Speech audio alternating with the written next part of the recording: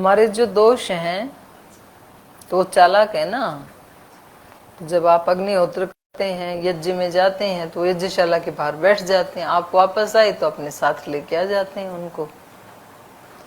तो उनको पता ही नहीं चलता है ना, हमें तो बड़े चालाक है मन हमारा। अभी देखो ना, आते ही सब सो गए आराम से। तो ठीक है, राम कथा तो सुन ही लिया, अब और ज्यादा रामायण क्या करेंगे पढ़ के। तो ये हैं हमारे मन के पाप। पाप भी तो बड़े चालाक हैं, बड़े, क्योंकि इतने सालों तक हमारे साथ रहे, हमारे सब उसको जानते हैं। हरिपाल जी तो आ गए, आप बोले कि इसकी ड्यूटी है भोजन में, ये तो यही है। क्या कमरे में थे क्या आप? तो अच्छा अभी आ रहे हैं। खाना हो गया आपका? ठीक। पाप शरीर शरीर नहाता है ना गंगा में तो, और जिस गंगा में पाप धुलते हैं वो गंगा बाहर है नहीं, वो तो अपने चित्त की गंगा है। तो उपाय यही है कि अंदर वाली गंगा में अंदर वाले पाप धुलेंगे, शरीर के पाप तो स्थूल जो है बाहर की गंगा में धुल जाएंगे। धन्यवाद जी। तो ये तो समझाने के लिए आज बापू ने बताया ना, सिद्धांत को समझाने के लिए दृष्टांत देना होता है। तो ये तो दृष्टांत दिया रामकृष्ण परमहंस ने कि लोग जाते हैं वहां पर गंगा नहाने के लिए, वो सोचते हैं गंगा में पाप धुल जाएंगे, लेकिन पाप भी बड़े चालाक हैं, वो गंगा के बाहर ही बैठ जाते हैं पेड़ों पे, और हम वापस आते हैं तो वो उतर के हमारे साथ साथ आ जाते हैं। तो ये तो सिद्धांतों को समझाने के लिए दृष्टांत बना रखे हैं कि ठीक से समझ में आ जाए। तो बात इतनी ही है कि शरीर को ठीक करने के लिए अलग उपाय हैं, शरीर के पापों को दूर करने के लिए, मन के पाप को दूर करने के लिए अलग उपाय है, विचार के पाप को दूर करने के लिए अलग उपाय है, विचार के पाप को दूर करने के लिए विचार ही उपाय है। चित्त में जो विचार आते हैं उन विचारों को कैसे दूर करें? विचार से ही दूर करें, विचार से ही विचार को काटा जाता है। पॉजिटिव विचार से नेगेटिव विचार को काटा जाता है, उसी समय उठाना होता है हमें विचार। जैसे एक विचार नेगेटिव उठा, तुरंत प्रयास पूर्वक पॉजिटिव उठाओ आप। क्षुद्र विचार को काटने के लिए बड़ा विचार करना होता है। फिर क्या ये क्षुद्राशयता है, मेरा हृदय क्षुद्र नहीं होना चाहिए। तो ऐसे विचार को ठीक करने के लिए अलग उपाय है, भाव को ठीक करने के लिए अलग उपाय है, भाव को, क्षुद्र भाव को हटाने के लिए विराट भाव उठाना होता है। फिर जैसे ही मन में कोई ऐसा क्षुद्र भाव आए तो बोलो नहीं मैं एक योगी हूं, तुरंत ऐसे बोलो। और योगी को कैसे जीना चाहिए? जैसे बापू के दिल में कोई, या श्रद्धेय स्वामी जी महाराज के दिल में कोई क्षुद्र विचार आ नहीं सकता है। क्यों नहीं आ सकता है? क्योंकि वो तुरंत उनको पता लगेगा कि हमारा अस्तित्व, व्यक्तित्व कितना बड़ा है, तो हम ऐसा कैसे सोच सकते हैं। विराट है ना उनका व्यक्तित्व। तो जैसे व्याकरण को पढ़ने वाला भी वैयाकरण होता है, और जो व्याकरण में निष्णात हो गए वो भी वैयाकरण होता है। तो जो योग में निष्णात हो गए वो भी योगी हैं, और जिन्होंने अभी योग मार्ग पे चलना शुरू किया है वो भी योगी हैं। तो जो अभी योग मार्ग पे चलना जिन्होंने शुरू किया है, और फिर मन में कोई ऐसा भाव आए आलस्य का, प्रमाद का, क्षुद्राशयता का, तो फिर उस व्यक्ति को उस भाव को दूसरे भाव से काटना चाहिए। मैं एक योगी हूं, और योगी को प्रमाद करना अलाउ नहीं है, ऐसे। तो तब वो पाप कटते हैं। तो अलग अलग पाप को काटने के लिए अलग अलग उपाय हैं। और अपने एक बापू के उस जीवन से सबसे अच्छी बात सीखने को, या श्रद्धेय स्वामी जी महाराज से भी सीख सकते हैं, सबसे अच्छा उपाय ये है कि जो काम कर रहे हैं उसको अपने लिए भी रसीला बनाना और दूसरों के लिए भी रसीला बनाना। ये बहुत बड़ी विद्या है। और ये तब बनेगा जब वो व्यक्ति खुद अपने कार्यों में आनंद लेना शुरू करेगा। महाराज जी योग में खुद आनंद लेते हैं, इसलिए उनके साथ दूसरों को भी योग करने में आनंद ही आता है। बापू अपनी कथा में खुद आनंद लेते हैं, नहीं तो इतनी बड़ी उम्र हो गई, उनको किसने कह रखा है कि अभी भी कथा करो आप, लेकिन उनको आनंद आता है। तो जहां व्यक्ति को खुद को आनंद आएगा वो तो दूसरे को आनंद देगा ही देगा, और खुद को ही नहीं आ रहा है वो तो क्या ही दूसरे को देगा। खुद ही न चैन जिसने पाया हो जिंदगी में, वो क्या किसी के दिल को शब्रो करार देगा। तो इसलिए अपने ही अंदर आत्मरति बोलते हैं ना इसको, तो अपने सारे कामों में हमें आनंद लेना सीखना चाहिए। अब हम विद्यार्थी हैं तो हमारा काम पढ़ाई है, तो हम अपनी पढ़ाई को कैसा बनाएं, रसीला बनाएं, उसमें रस लेना शुरू करें, हम आनंद लेना शुरू करें, तो फिर दूसरे को भी आनंद आएगा जो आपके संपर्क में आएंगे उनको। तो चले आगे पढ़ें। और तो नहीं है किसी का कोई आपका प्रश्न? पीछे माइक देना भी अच्छा है आपके पास, बोलिए। ओम दीदी जी प्रणाम जी। जैसे कल मुझे बापूजी ने एक बताया था कि छह चीज़ों के संरक्षण में नहीं रहना चाहिए। तो उन्होंने पहला तो जो गाय दूध नहीं देती उसके संरक्षण, और एक अंतिम साधु का संरक्षण बताया। तो ये थोड़ी साधु का? हाँ, साधु नहीं, असाधु कहा होगा। वो तो असाधु चलो वो तो समझ जाएंगे, लेकिन जो गाय दूध नहीं देती उसके संरक्षण नहीं करना चाहिए मतलब? नहीं नहीं, उसकी तो सेवा करनी चाहिए। वो मुझे लगता है आपको कहीं नींद का झटका आ गया, इधर उधर जोड़ दी चीजें आपने। उसकी तो सेवा करनी चाहिए ऐसे बताया था बापू ने। जो संरक्षण की चीज मतलब बोले कि 6 चीजों के संरक्षण में नहीं रहना चाहिए मतलब, तो जो गाय दूध नहीं देती उसके नहीं संरक्षण नहीं नहीं मतलब? नहीं, ये नहीं कहा था बापू ने। कहा था कि उनकी सपोर्ट नहीं करनी चाहिए इन 6 की। उनकी सपोर्ट करोगे तो आप भी डूबोगे। तो उसमें वो भी तो गिन लो ना, जो जिनके संस्कार नहीं है ऐसे विद्यार्थी।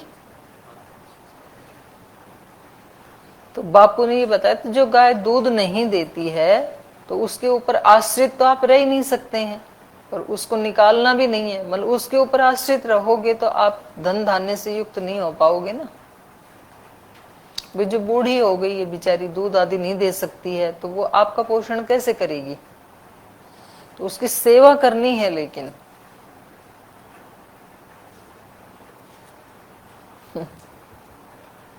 हाँ, ये भी ठीक है। वैसे तो हम बापू के जो वो हैं वचन, उन्हीं के ऊपर ही चिंतन कर लें दोबारा, तो उससे और वो दृढ़ हो जाते हैं। फिर गुरु का घर कैसा बताया था, लिखा आपने? गुरु घर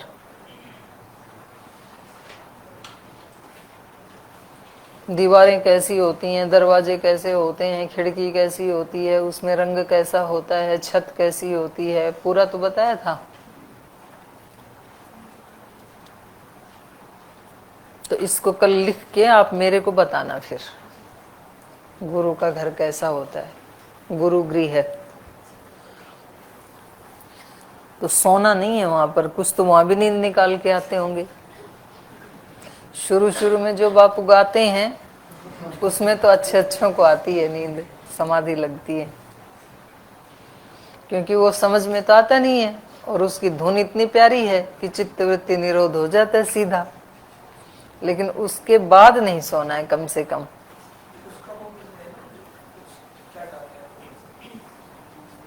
मिल जाएगा वो तो, वो दे देंगे आपको, संगीत वाले। मिल जाएगा वो तो। कहीं कहीं तो चलाते भी हैं वो वैसे लिख के, और वो शुरू वाला है जो स्तुति, तो वो तो दे देंगे आपको। बापू ने ना वो सियाराम के ही वो बना रखे धुन, कोई खास ऐसा नहीं है मंत्र, पर वो उसको गाते ऐसे हैं। उसमें भी आया ना ये, वेदांत में भी, वेदांत में भी तो यही आया है कि प्रकृति और पुरुष, इन दोनों में से पुरुष को पहचानने के लिए, तत्व को, आत्म तत्व को पहचानने के लिए या उसको अलग करने के लिए मूंज का उदाहरण दिया है वहां पे। आपने पढ़ तो लिया है उसको। जो कुशल व्यक्ति है वो उससे सरकंडे से जैसे मूंज को निकालता है, तो कितना बारीक तार है मूंज का, और वो बिल्कुल चिपका रहता है उससे, सरकंडे से। तो कोई कुशल व्यक्ति ही उसको अलग कर सकता है, सामान्य व्यक्ति नहीं कर सकता है उसको अलग। तो ऐसे ही प्रकृति और आत्म तत्व बिल्कुल ऐसे मिले हुए हैं। तो हमने सुना तो है ये पुस्तकों में कि मैं आत्मा हूं, मैं शरीर नहीं हूं, मन नहीं हूं, बुद्धि नहीं हूं, ऐसे सुना तो है, लेकिन हमारी अनुभूति में नहीं आता है। अनुभूति में क्या आता है? मन ही आता है, और शरीर इंद्रियां ही आते हैं अनुभूति में। तो यही हमारी अनुभूति है। अब इसको अलग कैसे करें शरीर से? तो वो फिर एक दिन मैंने आपको कहानी सुनाई थी कि बहुत जैसे चोर की तरह से असली खजाना हमारे अंदर है, और उस खजाने तक जाने के लिए दबे पांव जाना होता है, बहुत ज्यादा मन को स्लो डाउन करना होता है। बहुत फास्ट गति में नहीं पाया जा सकता है उस तत्व को। जैसे चोर को किसी घर में चोरी करनी है तो वो उस घर में कैसे घुसता है? चोर कैसे घुसेगा? मतलब उसकी पदचाप किसी को सुनाई नहीं देगी, घर वालों को, वो वहीं सो रहे हैं लेकिन तो भी। और पदचाप की तो बात बहुत दूर है, सांस को भी रोक लेता है, जोर से सांस नहीं लेता है, नहीं तो सांस से भी घर के लोग जग जाएंगे, उसको पीट देंगे। और ऐसी छिप छिप के जाके, और जैसे ही तिजोरी के पास गया तो समझ लो कि सारा सफल हो गया उसका प्रयास, और वो खुश हो जाता है, फिर चोरी करके ले जाता है। तो ऐसे आत्म तत्व को दबे पाओ, मतलब आप अपने अंदर जब उतरें तो मन इतना स्लो डाउन हो जाए कि आपको ये भी भ्रम हो कि मैं हूं कि नहीं हूं। स्वरूप शून्यम इव, चित्त की स्थिति कैसी बताई समाधि में? स्वरूप शून्यम इव, चित्त का स्वरूप, यद्यपि चित्त नष्ट तो नहीं हुआ, लेकिन चित्त होते हुए भी ऐसे लगता है कि चित्त है ही नहीं। चोर घर में है, लेकिन चोर घर में होते हुए भी ऐसे लगता है कि जैसे कोई घर में है ही नहीं, इतना धीरे से घुसता है वो। तो इतना ये साधक अपने अंतःकरण में धीरे से उतरता है। तो उस धीरे से उतरने के लिए यही उपाय है जो बापू शुरू में गाते हैं ना।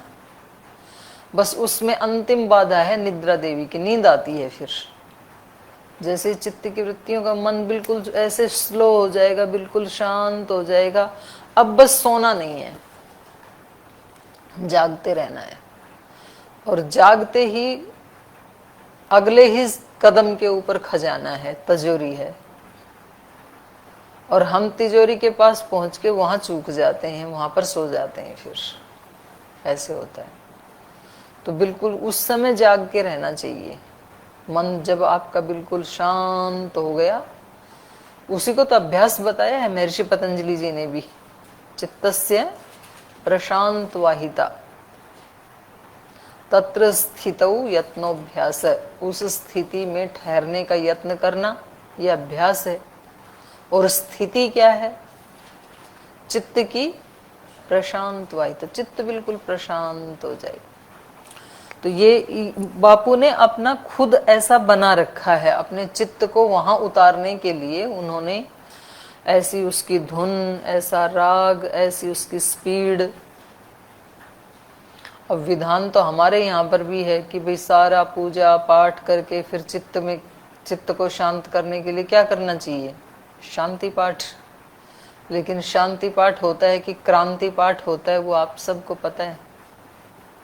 कुछ तो खड़े खड़े ही करते हैं शांति पाठ, जैसे कोई यज्ञ आदि किया, फिर यजमान को वो आशीर्वाद दिया, फूल डाले, और फिर खड़े खड़े ओम दो शांति, अंतरिक्षम शांति, पृथ्वी शांति, शांति शांति शांति शांति। वो भी शांति हुई कहाँ है? शांति को भी क्रांति जैसे ही करते हैं हम। शांति का मतलब ये है कि सचमुच ही शांति हो जानी चाहिए सब जगह। जो शांति है, सा मां शांति रेधी, वो शांति मेरे अंदर भी आई। तो उस शांति को फिर फील तो करना चाहिए थोड़ा सा। तो यही उपाय है। हो गया आपका प्रश्न? उधर दे दो संतोष जी को। हाँ। ओम माता जी प्रणाम। कल राम कथा में पूज्य बापू जी ने कहा है, जो गुरु आचार्य जनों से थोड़ा डर के रहते हैं वो अभय हो जाते हैं। मैं वाक्य पूरा कर देती हूँ आपका। जो थोड़ा भय खाते हैं वो निर्भय हो जाते हैं। समझ में नहीं आया? आप मेरे से डर के रहोगे तो निर्भय हो जाओगे। डर के रहा करो। इसका मतलब ये है कि हमारा मन ना सहज रूप से तो उस रास्ते पे, सत्य के रास्ते पे चलने को तैयार नहीं होता है। तो फिर हम अपने बड़ों के भय के कारण वो अनुष्ठान करते हैं, और वो अनुष्ठान करते करते फिर हमारे अंदर वो शक्ति आ जाती है अध्यात्म की, सत्व की, साधना की, कि फिर हम किसी से डरते नहीं है, निर्भय हो जाते हैं। जैसे नचिकेता और यम का जो कथानक बनाया है, तो वो कोई व्यक्ति ही है ऐसा नहीं है, वो कथानक आलंकारिक वर्णन भी है। वे जिस व्यक्ति ने मृत्यु के साथ बात कर ली, मौत को जीत लिया, तो फिर और तो कोई मारने वाला बचा ही नहीं उसको, क्योंकि मृत्यु ही तो मारता है सबको। और मृत्यु को ही अपना गुरु बना लिया, आचार्य बना लिया, तो अब उसको कौन मारेगा? तो वो मृत्यु के पार चला गया ना। तो ऐसे ही ये जो हमारे लिए नियम बनाए हैं, मर्यादाएं बनाई हैं, ये हमारी स्वतंत्रता को छीनने के लिए नहीं बनाई हैं। ये हमें सच्चे अर्थों में स्वतंत्र बनाने के लिए बनाई गई हैं। और ये अनुशासन, ये नियम, ये मर्यादाएं कहीं गुरुकुल जैसे संस्था में ही देखने को मिलेंगी, या अन्य भी कहीं कोई ऐसा संस्थान हो सकता है जिन्होंने अपने संस्थान का गुरुकुल जैसा इन्वायरमेंट बना के रखा हो। ऐसे हैं बहुत, मैंने देखे भी हैं। तो जरूरी नहीं है कि केवल गुरुकुल, कभी कभी गुरुकुल में भी नहीं होते हैं। और जैसे हमारा गुरुकुल खानपुर था, गुरुजी जहाँ पढ़ाते थे, अभी भी पढ़ाते हैं, वहां पर अनुशासन के नाम पे कभी भी मैंने नहीं देखा अनुशासन। खुली छूट है, कोई कभी सोए कभी उठे, यज्ञ में जाए ना जाए, व्यायाम में जाए ना जाए।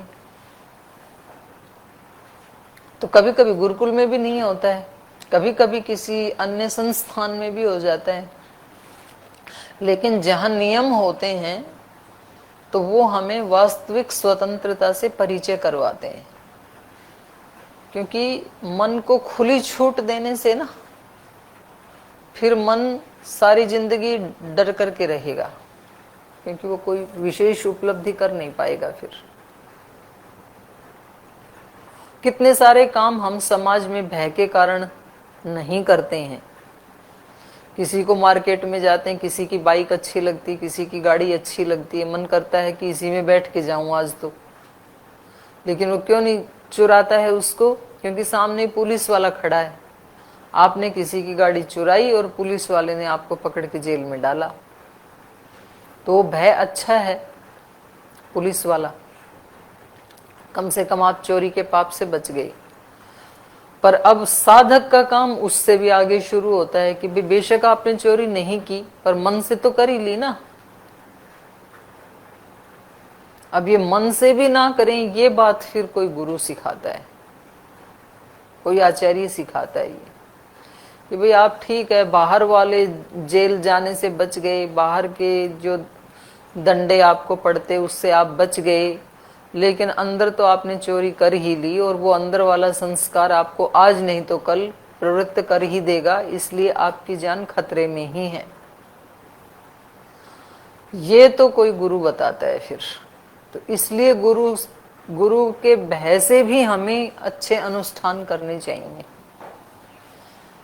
एक कोई राजकुमार था, और वो निकला तो था घूमने अपने महल से, और उसके पीछे 5 शत्रु लग गए घोड़े के ऊपर बैठ करके, और वो बेचारा अकेला पड़ गया। तो वो दौड़ता रहा उनके आगे, दौड़ता रहा, दौड़ते दौड़ते कहीं जाके एक पहाड़ के ऊपर चढ़ गया। वो पहाड़ पे भी उसके पीछे ही आ रहे, और पहाड़ पे चढ़ते चढ़ते वो एक ऐसे स्थान पे पहुंच गया कि बस वो अंतिम शिला है, और उसके नीचे एकदम से खाई है। अब वो बेचारा क्या करे, और पीछे से आवाज आ ही रही है उसकी घोड़े की टाप पैरों की, तो कभी भी वो तुरंत आके प्रकट हो जाएंगे और उसका सिर उतार देंगे या उसको पकड़ लेंगे, जो भी। मौत पीछे है, एकदम से भाग रही। अब वो एक ऐसे स्थान पे खड़ा हो गया कि इधर आए तो शत्रु पीछे हैं, और उधर जाए तो खाई है, तो ये क्या करेगा व्यक्ति। तो भी ये व्यक्ति सोचता है कि चलो खाई में ही छलांग लगाई। यद्यपि मौत तो वहां भी है, इतनी गहरी खाई है, लेकिन क्या पता कभी कभी चमत्कार हो जाते हैं, तो कोई उसको बीच में ही पकड़ ले, ये भी हो सकता है। या तो हो सकता है कि कोई हाथ पैर ही टूटे, कम से कम प्राण तो फिर भी बच जाएंगे, हाथ टूटे हाथ पैर से जी लेंगे। या ये भी हो सकता है कि कहीं कोई नदी हो, पानी वानी में गिर जाए, प्राण बच जाए। तो वो सोचता है कि इससे अच्छा मैं नीचे ही छलांग लगा लेता हूँ। अब जैसे ही उसने नीचे की तरफ देखा छलांग लगाने के लिए, तो इतना साहस होता नहीं है, और फिर दोबारा देखा तो 2 शेर खड़े वहां पे नीचे, मुंह जबड़ा खोल के जैसे। अच्छा, अब शेरों ने भी उसको देख लिया कि खड़ा है शिला के ऊपर, जैसे ही गिरा हमारा अच्छा सा भोजन बन जाएगा। अब वो गिरने की भी हिम्मत नहीं कर पा रहा है। इधर से ये भी नजदीक आ रहे हैं। फिर इसको लगा कि चलो एक बीच का रास्ता निकालता है, नीचे भी मौत है, इधर भी मौत है। तो एक पेड़ है, इसकी जड़ को पकड़ के लटक जाते हैं इसमें।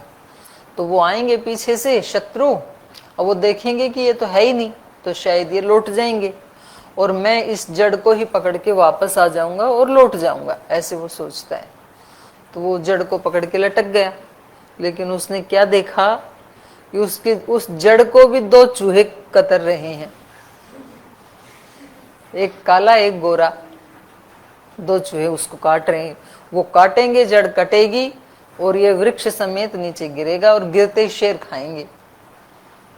और ऊपर आए तो वो आ रहे हैं।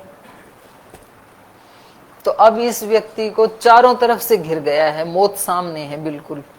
लेकिन उसी समय उसी वृक्ष के ऊपर एक मधुमक्खी का छत्ता लगा हुआ है, और वो इसने खींचा होगा, जो भी होगा, लटका होगा तो पेड़ हिला होगा, एक आध मक्खियां उड़ी होंगी, और वहां से एक शहद की बूंद आके इसके मुंह में गिर जाती है। और ये मतलब उस बूंद को लेकर के इतना रिलैक्स फील करता है कि तीनों भय को भूल ही जाता है। मतलब इतनी अच्छी लगती है उसको वो शहद की बूंद।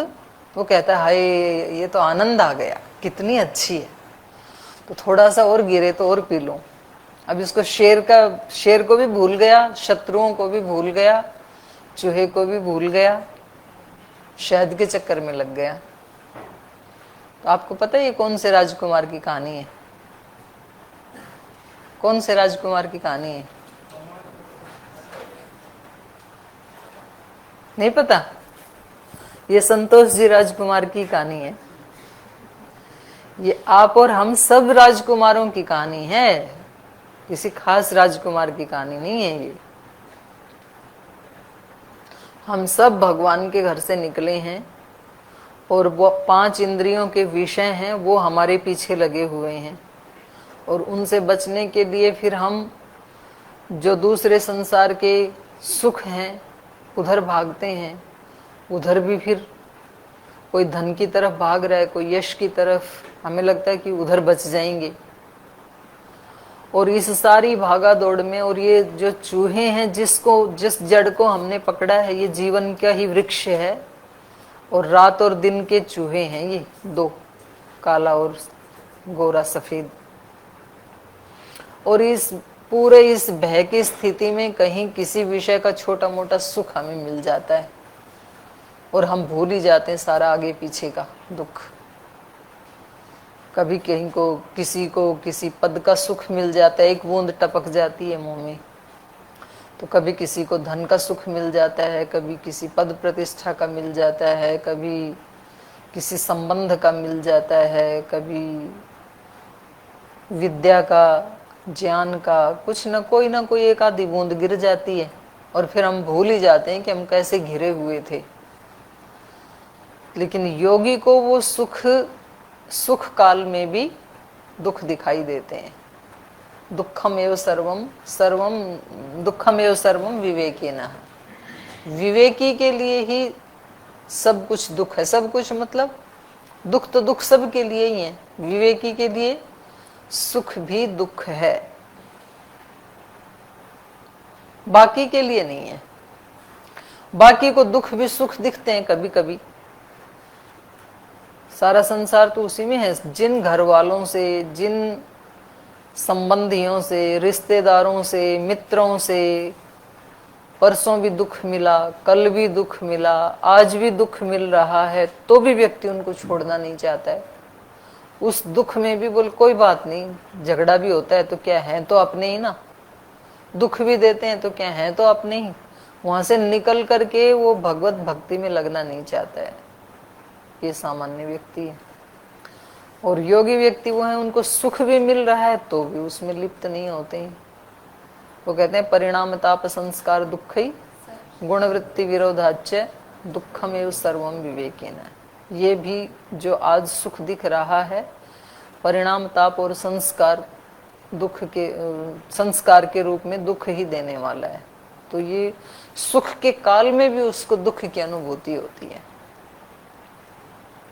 तो उसका उपाय यही है कि किसी ऐसे समर्थ गुरु की शरण में जाए व्यक्ति, और उस गुरु से भय खा करके रहे। भय खा के रहे मतलब उसके अनुशासन में रहे।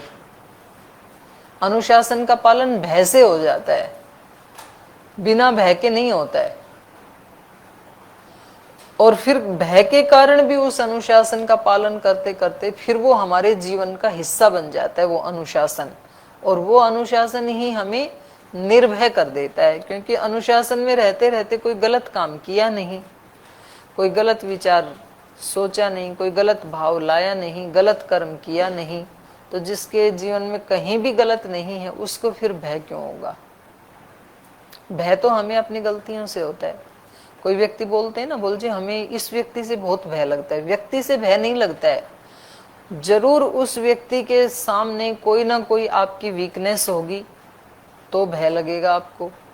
या फिर आपको ये लगता होगा कि मेरे अंदर ये वीकनेस है और इस व्यक्ति की दृष्टि बड़ी पैनी है, पता नहीं ये कहाँ पकड़ ले, मैं पकड़ में आ गया, तो फिर भय होगा।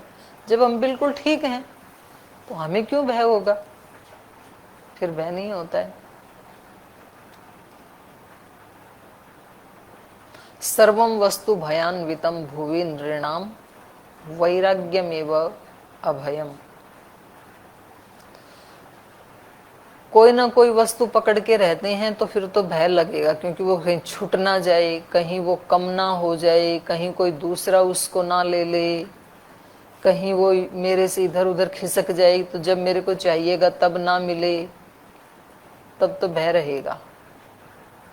और किसी भी चीज से राग नहीं है और अपना कर्तव्य कर्म हम किए जा रहे हैं, तो वो जो वैराग्य है, अनासक्ति का भाव है, तो वो फिर ऐसे ही निर्भय बना देता है। जैसे हम पूज्य बापू को देखते हैं, श्रद्धेय स्वामी जी महाराज को देखते हैं, ऐसे लोगों को किसी से भय नहीं होता है। अपनी मर्यादा में जीते हैं, अपने कर्तव्य का पालन करते हैं, अच्छे ही कर्म करते हैं, पाप कर्म कुछ करते नहीं है, तो फिर क्यों दुख होगा? तो इसलिए गुरुजनों से जो भय खाएगा वो निर्भय हो जाएगा। तो महर्षि दयानंद ने भी कहा है ये कि बहुत ज्यादा लालना से शिष्यों का या संतानों का नुकसान होता है। तो थोड़ा ताड़ना भी करना चाहिए। तो ताड़ना तभी करना चाहिए जब वो कोई उसको नहीं पता है और अनजाने में कुछ गलत कर रहा है, तो उस समय उसको ताड़ना चाहिए। तो आजकल की शिक्षा नीति तो इस बात का विरोध करती है, वो कहती है ताड़ना मत करो।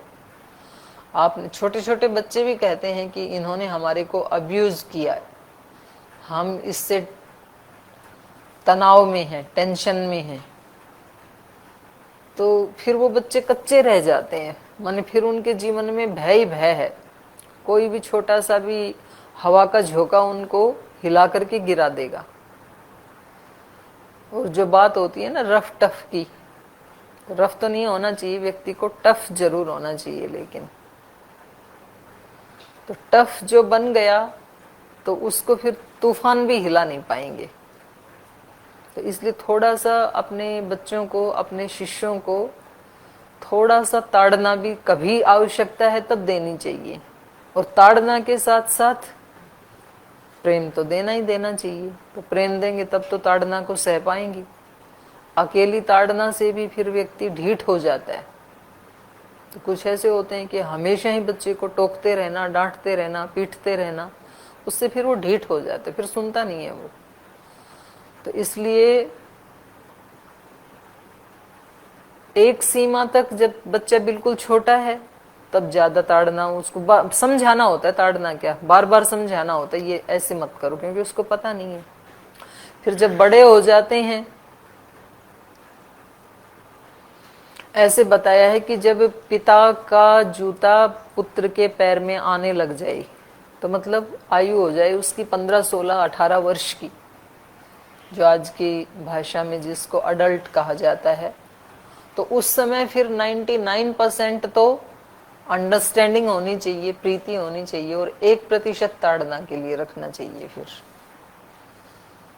और छोटे बच्चे को तो ज्यादा समझाना पड़ता है। बिल्कुल छोटा बच्चा है, उसको कितनी बार बताना पड़ता है, क्योंकि वो सब उल्टा ही काम करता है। इस चीज को उठा के नीचे डालेगा, उसको उठा के नीचे डालेगा। तो जो छोटा बच्चा है उसको दिन में कम से कम 200 बार ये सुनना पड़ता है कि ये नहीं करना, क्योंकि उसको तो सिखाना ही पड़ेगा, नहीं तो चीजों को उठा उठा के डालता है। तो हमारा मन है अभी छोटा बच्चा, और ये अपनी इच्छा से ना इसको हवन अच्छा लगता है, ना व्यायाम अच्छा लगता है, ना प्राणायाम अच्छा लगता है, ना ध्यान अच्छा लगता है, ना पढ़ाई अच्छी लगती है। इसलिए इसको बार बार टोकना पड़ता है। वो गुरु टोकते हैं फिर। पर चलो कोई नहीं, गुरु के भय से ही यदि इसको कर लेगा, तो जब बच्चा बड़ा हो जाता है, जवान हो जाता है, तो अपने आप ही उन चीजों को बहुत संभाल के रखता है, तोड़ता फोड़ता नहीं है। उसको भी पता है कि ये बेशकीमती वस्तुएं हैं, इनको तोड़ना नहीं चाहिए। बच्चे को नहीं पता होता है। तो माँ बाप ने सिखा दिया, तो बड़ा हो करके अब वो उनको नहीं तोड़े फोड़ेगा, उनकी हिफाजत करेगा वो। तो ऐसे ही शिष्य भी जब वो खुद एक सीमा तक पहुंच जाता है, जब वो खुद एक आचार्य की भूमिका में आ जाता है, एक गुरु की भूमिका में आ जाता है, तो फिर वो निर्भय हो जाता है। उससे पहले तो फिर वो डर के कारण ही करता है। बड़ा होने के बाद वो खुद ही करता है प्राणायाम। अब महाराज जी को कौन कहता है कि आप प्राणायाम करो, ध्यान करो, ऐसे ऐसे काम करो? या जो बड़े आचार्य हैं, जो आपके वरिष्ठ आचार्य हैं, उनको कौन कहता है? वो अपने आप ही करते हैं, प्राणायाम भी करते हैं, ध्यान भी करते हैं, सब काम भी करते हैं। वो बड़े हो गए ना अब, तो उनको कोई कहते नहीं, तो निर्भय हो जाते हैं फिर। ठीक है,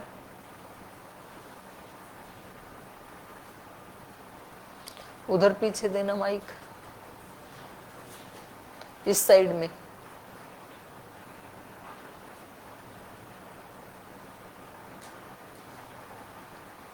आपके पीछे दे दो, आपकी पंक्ति में।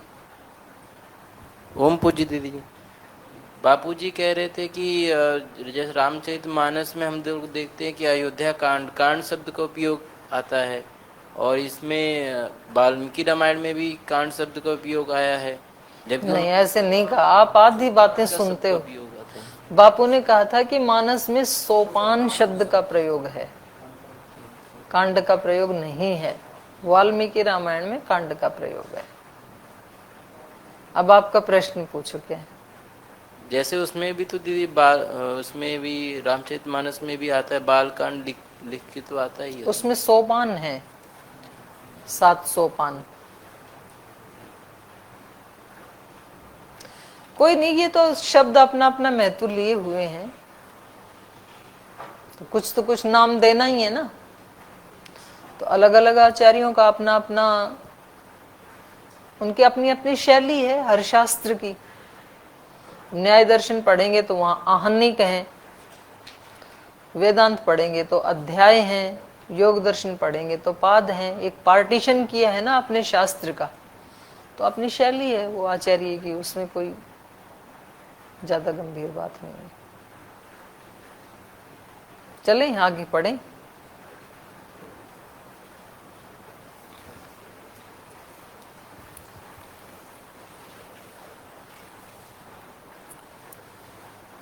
पित्रा नियुक्ता भगवन् प्रवेक्षामस्तपोवनं धर्ममेव चरिष्यामस्तत्र मूलफलाशनाः।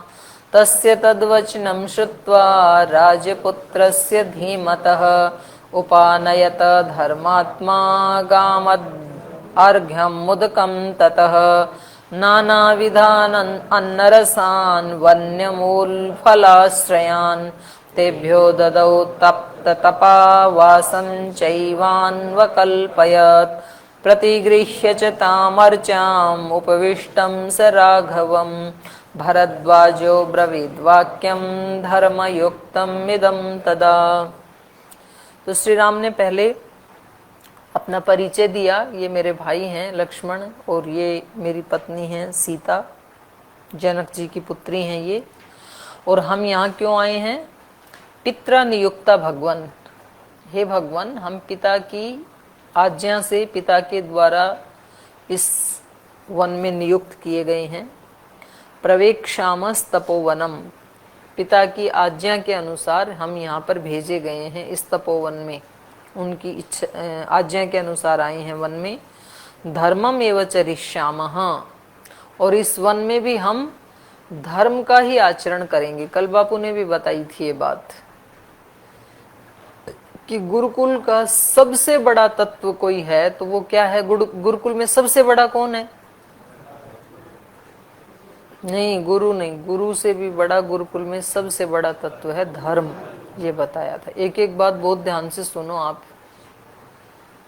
इतनी महत्वपूर्ण बातें बता रहे हैं। यहां भी यही आया है, पीछे के कई सर्गों में ये बात श्री राम ने स्पष्ट की। श्री राम ने बताया उनके जीवन में, श्री राम ने अपने जीवन में सबसे प्रथम किसको रखा हुआ है? धर्म को सबसे ऊपर। लक्ष्मण जी जब कुछ कहते हैं, माता कौशल्या कहती हैं, तो वो उनको यही कहते हैं कि भाई धर्म सबसे बड़ा है। पिता ने क्या किया या माता ने उनको क्या कहा इसको मत देखो, इस परिस्थिति में हमारा धर्म क्या है वो हमें पालन करना चाहिए।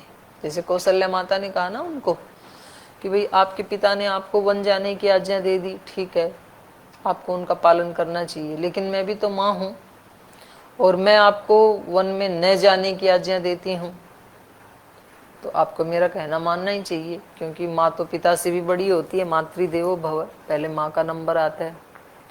तो उन्होंने, अब वो मुसीबत में पड़ गए श्री राम, तो उन्होंने बड़ी युक्ति से उस परिस्थिति को हैंडल किया।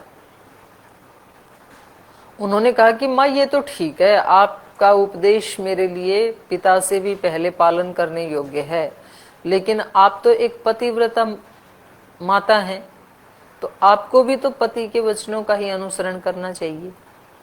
अगर आप पिता की आज्ञा का उल्लंघन करेंगी तो आपका पातिव्रत धर्म है वो खंडित हो जाएगा। फिर तो आपको अपने धर्म का पालन करना चाहिए।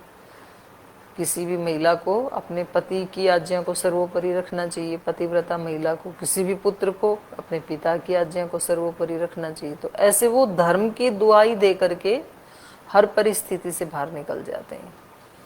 लक्ष्मण ने जब भला बुरा कहना शुरू किया तो उनको भी यही बताया कि भाई आप एक पुत्र हैं, आप मेरे छोटे भाई हैं, तो आपका धर्म क्या बनता है उसका आपको ध्यान रखना चाहिए। तो यहाँ पर भी कल बापू ने भी वही बात बताई कि सबसे बड़ा तत्व, और गुरुकुल ही नहीं, वो कहीं भी, घर में भी, किसी संस्थान में भी, जीवन की किसी परिस्थिति में भी सबसे बड़ा तत्व होता है धर्म। यदि व्यक्ति अपनी रक्षा चाहता है तो वो धर्म की रक्षा करे। धर्मो रक्षति रक्षितः। किसी भी स्थिति में, कहीं भी, धरती में, आकाश में, पाताल में, समुद्र में कहीं भी व्यक्ति रहे, कहीं भी कैसी भी स्थिति क्यों ना आए, वहां उसकी रक्षा करने वाला एक ही तत्व है केवल, वो है धर्म। क्योंकि बाकी के रक्षक तो कहीं होते हैं, कहीं नहीं होते हैं। माता पिता कहीं मिलेंगे, कहीं नहीं मिलेंगे।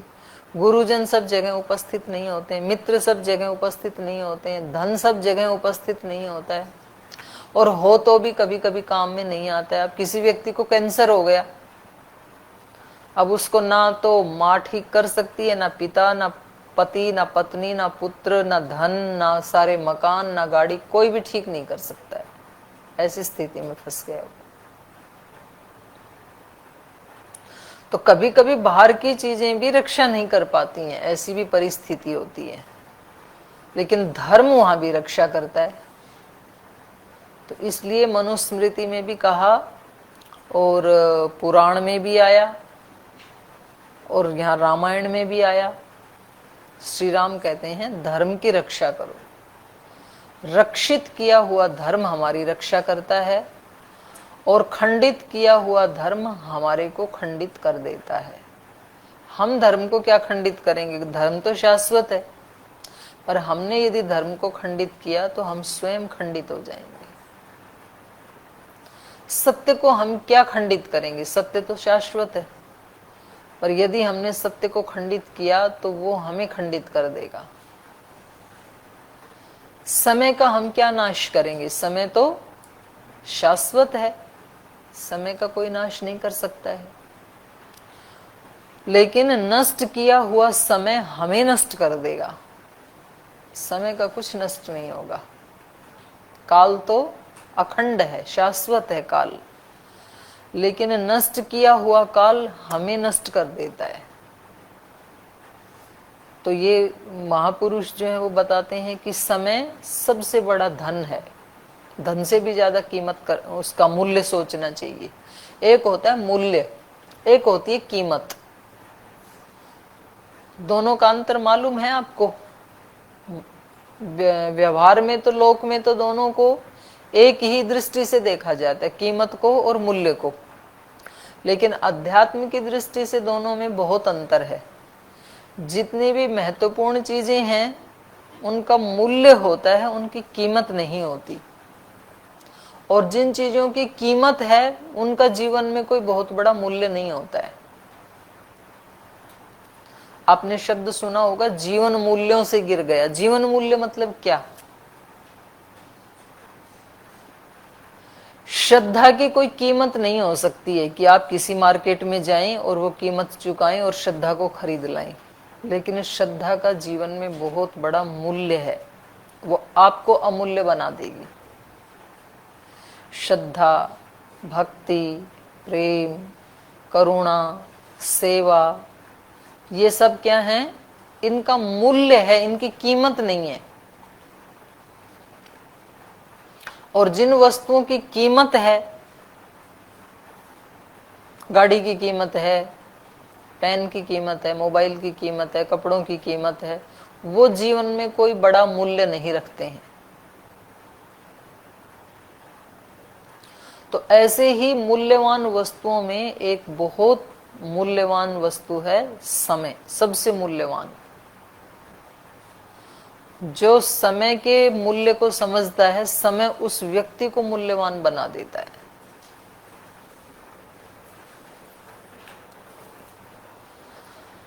तो यहां पर ये कह रहे हैं धर्मम एव चरिष्यामः, धर्म का ही आचरण करेंगे। पिता ने यहां भेजा है तो वन में रहते हुए भी हम अपने धर्म का पालन करेंगे।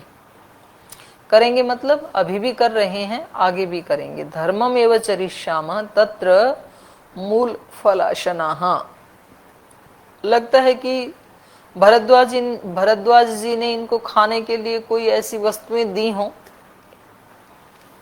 और उन वस्तुओं को शालीनता से अस्वीकार करते हुए इन्होंने ये वचन कहे हों कि हम, क्योंकि हम वनवासी हैं, पिता ने हमें, पिता की आज्ञा से हम इस तपोवन में आए हैं, तो इसलिए हम तपोवन के ही फल मूल आदि खाएंगे।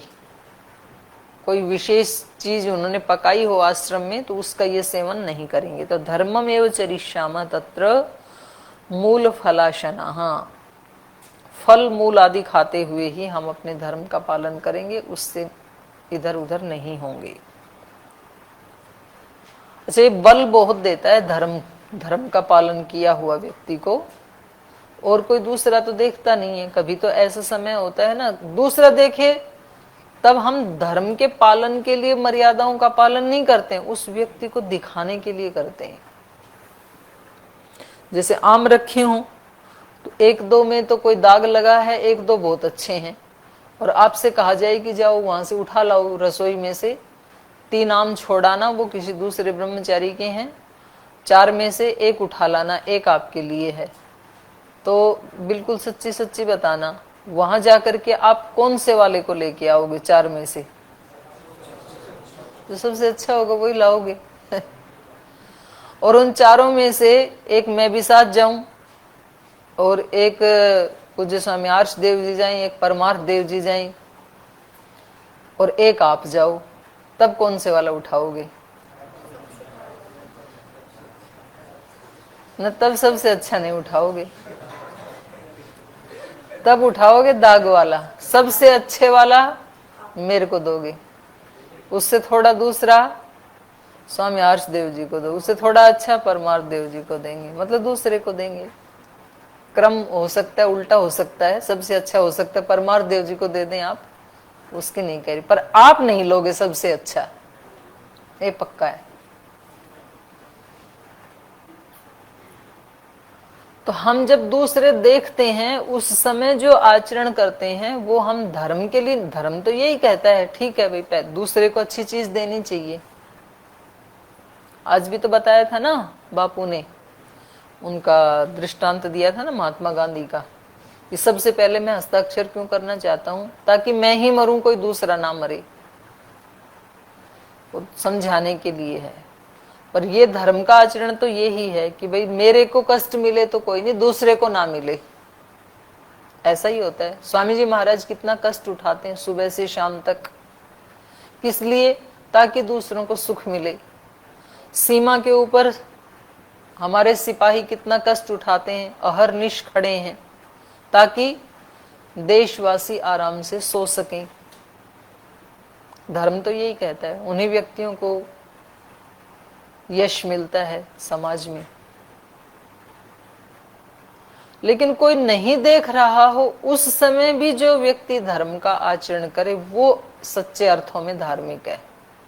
जब दूसरे देख रहे हैं तब सामान्य व्यक्ति भी कर लेता है, पर वो धर्म के लिए नहीं करता है, तब वो दिखाने के लिए करता है, और दिखावा ज्यादा दूर नहीं लेके जाता है।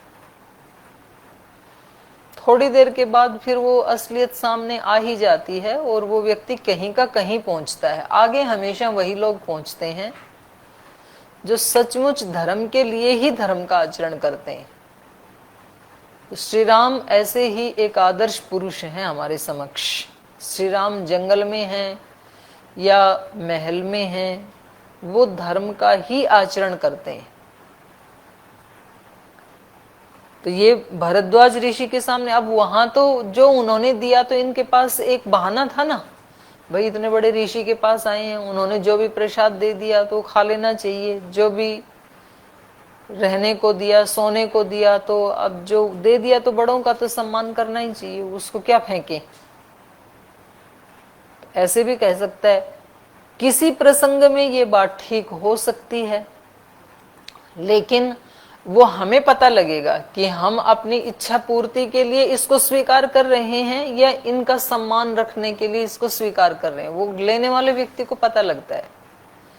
नहीं तो हम अपनी इच्छा पूरी करने के लिए उनका बहाना मार देते हैं कि जी उन्होंने दिया तो इसलिए हमने ले लिया। बात उनके मान को ऊपर रखने की नहीं थी, मेरी ही इच्छा थी उसको खाने की या प्रयोग करने की, तो हम ले लेते हैं। तो ये भरद्वाज जी को कह रहे हैं, धर्मम एवं चरिष्याम तत्र मूल फलाशनः तस्य तद्वचनम श्रुत्वा राजपुत्रस्य धीमतः उपानयत धर्मात्मा गाम अर्घ्यम उदकम ततः। तो उनके वचन को सुनकर के राजपुत्र के, श्री राम के धीमतः बुद्धिमान राजकुमार के उन वचनों को सुनकर के वो जो धर्मात्मा भरद्वाज जी हैं, भरद्वाज जी हैं, वो गाम अर्घ्यम उदकम ततः उपानयत, तो उनके लिए कुछ पैर धोने के लिए, कुछ पीने के लिए जल उनके लिए लेके आए, अर्घ लेके आए, पहले हाथ पैर धोने के लिए, और फिर गाम, इन्होंने मधुपर का अर्थ किया है हिंदी में, तो सीधा तो मधुपर का अर्थ तो होता नहीं है गाम का, पर यह है कि पहले हमारे यहाँ वैदिक परंपरा में पहले हाथ मुंह धोने के लिए जल दिया जाता है, अर्घ्य बोलते हैं उसको, पाद्य बोलते हैं, और उसके बाद कुछ खाने पीने के लिए दिया जाता है, तो उनका यथोचित उन्होंने सत्कार किया। तो ये 10 श्लोक हमने पढ़े 42वें सर्ग के, शेष कल पढ़ेंगे, आज यहीं विराम लेते हैं।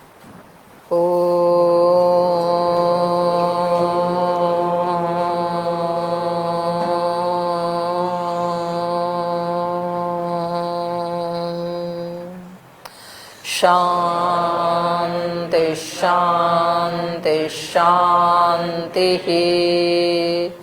श्री गुरुभ्यो नमः। राम का गुणगान करिए, राम का गुणगान करिए, राम प्रभु की भद्रता का, सभ्यता का ध्यान धरिए, ध्यान धरिए, राम का गुणगान करिए, राम का गुणगान करिए, राम के गुण गुण चिरंतन, राम के गुण गुण चिरंतन, राम गुण सुमिरन रतन धन, राम गुण सुमिरन रतन धन, मनुजता को कर विभूषित, मनुज को धनवान करिए, ध्यान धरिए, राम का गुणगान करिए, राम का गुणगान करिए, राम का गुणगान करिए, राम। ओम श्री